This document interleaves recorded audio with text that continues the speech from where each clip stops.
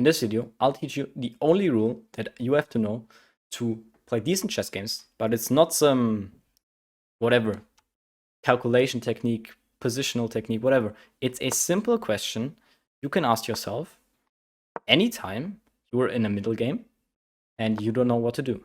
This will often happen to you. For example, you play a position and then you ask yourself, okay, what could be the best move here? I don't really know. And then you ask yourself this, and you will find the best move. Or you will find a very good move. So I'm just gonna play the opening rather quick because it's not that interesting. But after this, he's not going to take probably, and he's gonna go on. So now we reach this position. And the question I want you to ask is, what is our worst piece? What is our worst piece and how can we improve it? This position, clearly the bishop on c8 is the worst piece. How can we improve it? It's actually not obvious at all, I think, in this position. We somehow want to get it here or here. e6, c5 is not that good of an option here because the bishop is just going to be stuck behind that pawn. So the only way to develop is it here or here.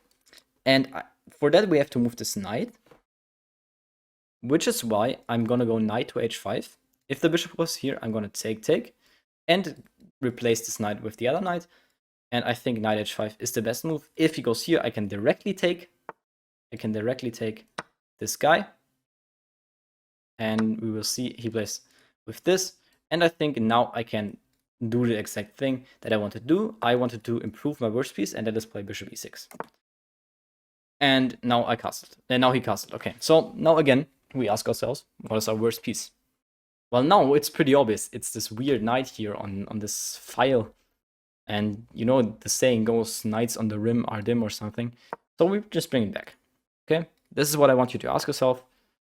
And now he plays pawn to f3.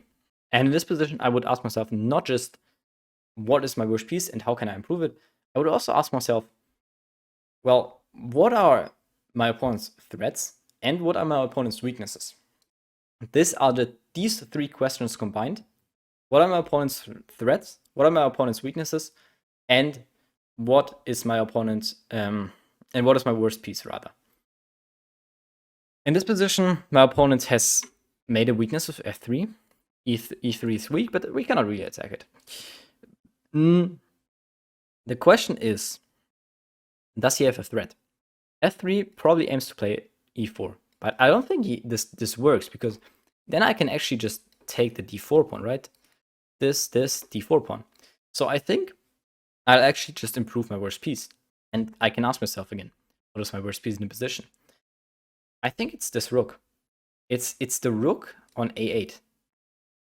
And I'm going to bring this rook to c8. And I'm going to play for c5. Because this bishop here, this queen here, is on this open file. It is on this file of the rook. And now I will trade. And it's just begun active. It has just gotten active. Okay? This is how you have to think. Now it's active, and I have a much better position. Now obviously this pawn is isolated, but his is as well. So what's your point, right? Again, what's my worst position? What's my worst piece? It's probably this rook on e8. Rook e8. Now he just played a3. And I think this tactic works. There's a tactic I see, and this tactic I think just works. Again, you can ask yourself, what is the worst piece in this position? I would argue it might be this piece, this bishop here.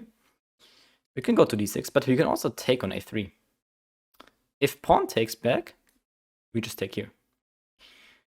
The tricky thing is though, if this and just knight here, then it's tricky because of the bishop d6. This pawn is hanging. And that's the question, do we want this position or do we not want this position? I think we don't want this position. The knight is too active, I think. So we're going to play pawn to a6, trying to set this up. And he doesn't prevent it. And I think we can play this now very easily. Before we play though, Does my opponent have a threat? F5. Takes F5? Just bishop back, I think. Just bishop back, the knight is still protecting this, and there's no way forward for him. So yeah, I think that is the move here. Bishop takes to a3, and he plays f5. I go bishop d7, and he takes. Now I have to be now careful. Taking with the knight is probably terrible. Now queen takes here, and rook takes, and now we have to take with the queen or the knight. If we take with the rook, then our whole threat doesn't work. So I think I'm gonna take with the queen. Or with the knight. Probably with the knight, because no, it's not so easy. The knight is well placed here, so I'm gonna take with the queen. It's protecting this, and yeah, obviously this was to be expected.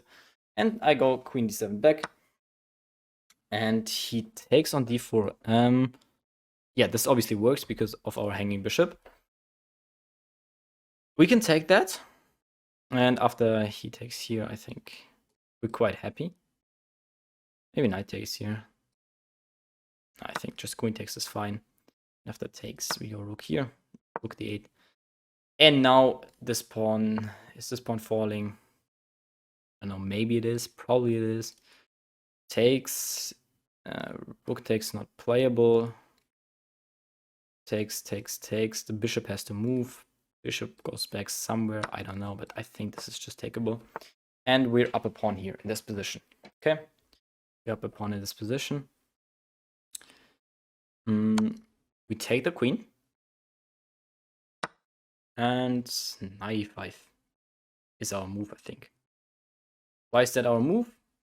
Because after the king moves somewhere, we can go here and actually trade off this bishop as well. And bishops are better than knights in open positions.